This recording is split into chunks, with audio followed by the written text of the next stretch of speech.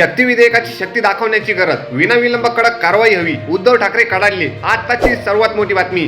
बदलापूर शहरातील शाळेत 4 वर्षात 2 मुलींवर अत्याचार झाल्यानंतरही पोलिसांकडून आरोपी आणि शाळेला पाठीशी घातले जात असल्याचा निषेधार्थ बदलापूरकर रस्त्यावर उतरले आहेत. बदलापुरात कडकडीत बंद आहे. या प्रकरणावरून शिवसेना पक्षप्रमुख उद्धव ठाकरे सरकारवर कडाडले. आरोपी कोणीही असो, कडक कारवाई करायला हवी अशी मागणी त्यांनी यावेळी केली.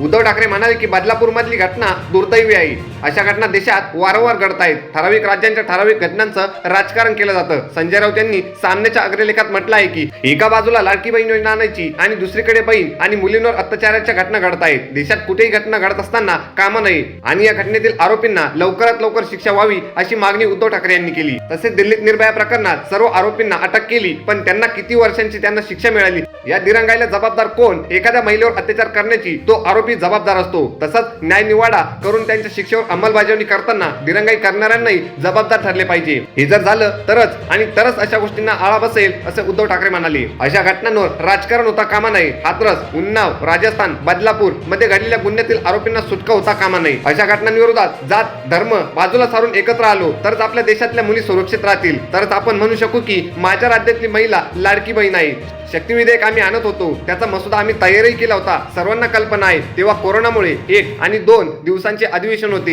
हे विधेयक आम्हाला मंजूर करता आले नाही कारण आमचे सरकार गद्दारी करून पाडण्यात आलं. ज्यांनी आमचं सरकार गद्दारी करून पाडलं आणि हे विधेयक लटकवून ठेवलं. आता शक्ती विधेयकाची शक्ती या गुन्हेगारांना दाखवून देण्याची त्यांची जबाबदारी आहे असंही उद्धव ठाकरे यांनी म्हटले. या शाळेचा विश्वस्त भाजपचा कार्यकर्ता आहे असंही मी ऐकलं. यात कुणीही राजकारण करू नये. आरोपी कुणी असो त्यावर विनाविलंब कारवाई झाली पाहिजे.